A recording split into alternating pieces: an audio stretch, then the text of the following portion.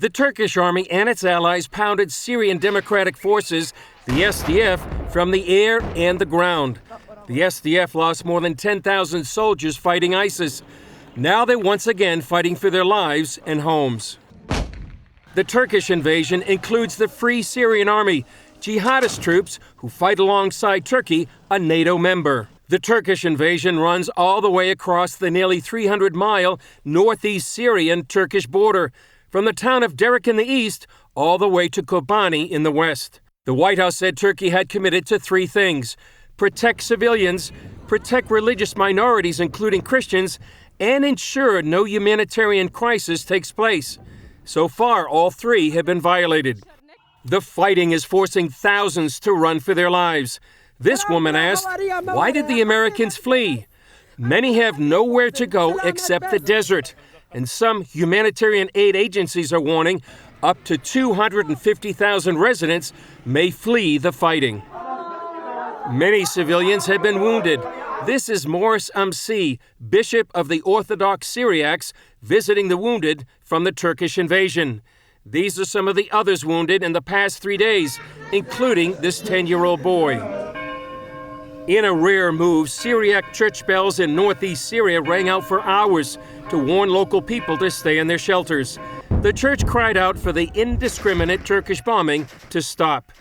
President Trump was asked if he would support sanctions against Turkey. Let's see what happens. We are going to possibly do something very, very tough with respect to sanctions and other financial things. In the meantime, the fighting goes on. These Christian fighters in the Syrian Democratic Forces visited this church, kissed the Bible, and headed back to the front lines to defend their homeland against the Turkish invasion. In a tweet, President Erdogan said he would like to kiss the foreheads of the heroes of the Mohammedan army. Chris is with us right now. The president says, well, we will observe this for a while and see how it goes. Why did President Erdogan call his army a Mohammedan army, Chris? Well, Pat, he's calling it a Mohammedan army because they see this as a jihad. You know, we've talked about that pro-Erdogan newspapers saying that the army of Mohammed is coming against the unbelievers. We talked about Thursday prayers in mosques all over Turkey, concourse prayers from the Quran. We also talked about Afrin. And Pat, Afrin is so important because what happened in March of 2018 was jihadist troops, along with the Turkish army, they invaded Afrin, hunted Christians, burned churches, and ethnically cleanse hundreds of thousands of Kurds. This is the model of what's happening right now. So I think we need to look at that as a model. And also, you know, Pat, this is just what many of the people are saying, that this is the kind of thing that's going to happen. Erdogan himself said in the United Nations they want to have 2 million, up to 2 million Syrian refugees come into this region. Now, Pat, the reason is not that they want to necessarily resettle those people, but they want to displace and ethnically cleanse all the people in this so-called security zone along the Syrian northeast Turkish border. Well, what is this business about? Well, they've agreed not to harm civilians, not to harm religious minorities. I mean, this was a lie, wasn't it? Exactly. That's what the White House put as a statement. That's what Turkey had committed to protect religious minorities, including Christians, not to create a humanitarian crisis and not to harm civilians. All those things have happened in just the last 3 days. And Pat, I think it's important to realize that you know, the ISIS prisoners that had been talked about, that was something that was agreed to by the president of Turkey, Erdogan, and by President Trump. And we have a graphic right now. I think we can talk about that, about Al-Hol and Al-Ahrisha. These are the two main ISIS camps. On October 6th, President Trump, the White House, made a statement that Turkey was going to take care of all the prisoners captured in the last 2 years. But the Turkey 2 days later said, 2 days into the campaign, said that they were going to only take care of the ISIS prisoners along this so-called security zone. And what he means by that is the percentage is a difference of tens of thousands of ISIS prisoners. So a lot of people think that President Erdogan actually may have lied or deceived or misled President Trump in this whole idea about ISIS prisoners, because certainly Turkey is not committed to take care of the more than 70,000 ISIS prisoners and their families that are there in northeast Syria. Chris, Erdogan is a thug. He has killed his own army leaders. He's killed the leaders of the opposition party. Now he's being invited to the White House. Well, what do you think about all this? Well, it's a tragedy right now. We see this happening. People had warned President Trump about this for months, actually, when he first was going to decided to pull out in December of 2018. But Pat, on the sort of the good news and on the diplomatic front is really there's a lot of action going on. I talked to someone that was in one of the European parliaments yesterday. He said there's a whole rethink going on within European parliaments. There's talks about resolution to actually have take Turkey out of NATO. There's sanctions, as he said, all over the place. Finland has decided not to sell arms to Turkey right now. We have the Arab League meeting tomorrow. Then they're condemning this action, too, by Turkey. We have the U.S. resolution by Senators Graham and Van Hollen would impose sanctions. And, Pat, I think the most important thing, and this is what I'm hearing from people in northeast Syria, is U.S. evangelical leaders like yourself who have spoken out against this move. And if they continue to speak out about this, that's what they're looking for.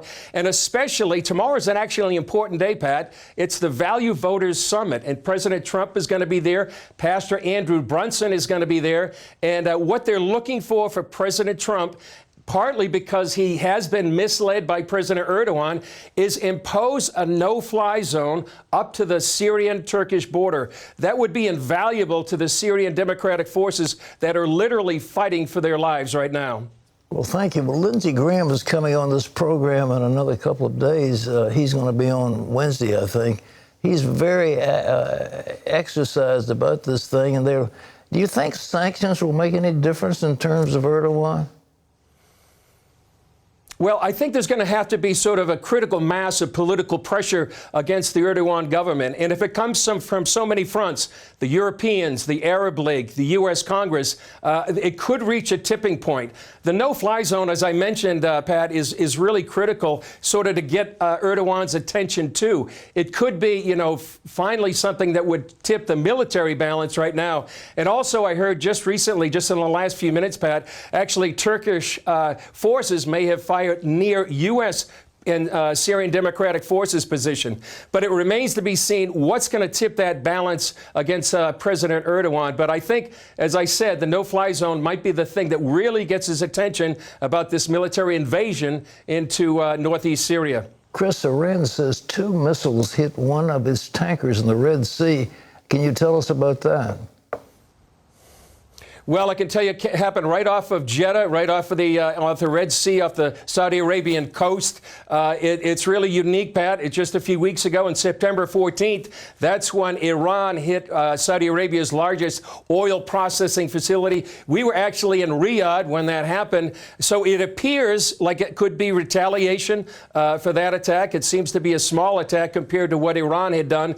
But it also raises the temperature here in the Middle East. It's already at a boiling point, actually over the boiling point with this war between Turkey and the Syrian Democratic Forces. We'll see what happens, whether Iran may retaliate against Saudi Arabia. We'll see what happens there. But the main thing, obviously, is the battle line between the Syrian Democratic Forces, Turkey, and the Christians, Yazidis, religious minorities that are literally in the crossfire. And that's why one thing they're asking for, Pat, too, is please pray for us, pray for our safety, pray for our protection, and pray that this genocide, potential genocide against them, would be stopped. Chris, one last question. We have abandoned the Kurds who fought so bravely. They've lost so many men. Do you think other nations will now trust the United States or have suspicion about us?